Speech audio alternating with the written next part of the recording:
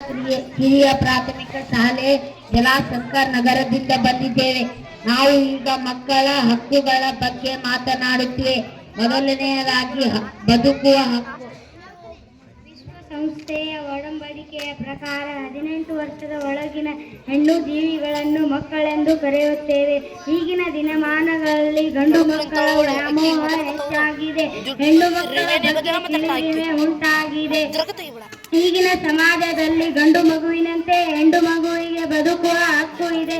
ಪ್ರತಿ ಪೋಷಕರೇ ಯಾವುದೇ ಮಗುವಿನಲ್ಲಿ ಅದಕ್ಕೆ ಸಮಾನತೆ ನೀಡಿ ಅವರನ್ನು ಬೆಳೆಸಿ ಎಂದು ನಾನು ನಿಮ್ಮಲ್ಲಿ ಹೇಳಿಕೊಳ್ಳುತ್ತೇನೆ. ಇದೇ ನನ್ನ ವಿನಂತಿ. ಎರಡನೆಯದಾಗಿ ಭಾಗವಹಿಸುವ ಪ್ರತಿ ಮಗುವಿಗೆ ತನ್ನದೇ ಆದ ಆಯ್ಕೆ ಇರುತ್ತದೆ. ಅದಕ್ಕನುಗುಣವಾಗಿ ಹೆಣ್ಣು ಮಕ್ಕಳಿಗೆ ರಂಗದಲ್ಲಿ ಅಂದರೆ ಶಿಕ್ಷಣ ರಂಗದಲ್ಲಿ ಮನರಂಜನೆ ಬೇರೆ ಬೇರೆ ಕಾರ್ಯಕ್ರಮಗಳಲ್ಲಿ ಭಾಗವಹಿಸಲು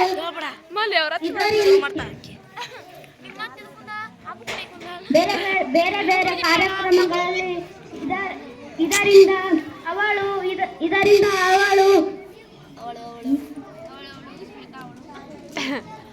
ಇದೇ ನನ್ನ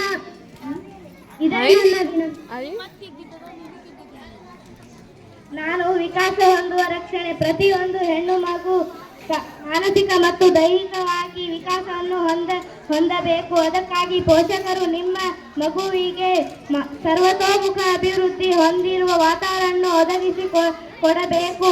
ಅದರಲ್ಲಿ ಯಾವುದೇ ಕಿಳಿರಿಮೆ ಬಾರದಂತೆ ನೋಡಿಕೊಳ್ಳಿ.